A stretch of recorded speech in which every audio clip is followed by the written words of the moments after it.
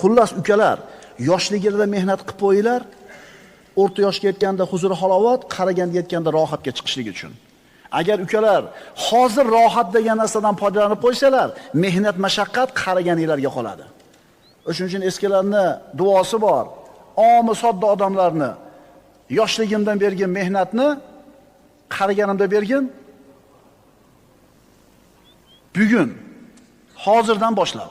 Bo'ladimi shuna qilsa? Shuning uchun shu kunda tug'ilib, shu kunni o'zida vafot etadigan odamdek amal qilishlik kerak. Agar shunday qila olsang, birodar, hayoting o'tmishning xavotir va g'am qayg'ularida o'rlashib qolmaydi. Agar shunday qila olsang, kelajakning qo'rquv xavotirlaridan omonda bo'lasan. Shuning uchun bugungi kun bilan ovora bo'l. Hamma g'aming, e'tiboring, o'y fikrlaring mana shu kun uchun bo'lsin. Chunki bugun borsan, ertaga yo'qsan. Bugungi kuningda xushuli namozni, tadabburli tilovatni, qalb unda hozir bo'lgan zikrni, borliq haqidagi tafakkurni, ishlaringdagi tartib-intizomni, go'zal axloqni, kuningga rozilikni, tashqi ko'rinishingga e'tiborni va boshqalarga foydali inson bo'lishlikni qoyim qilib qo'y.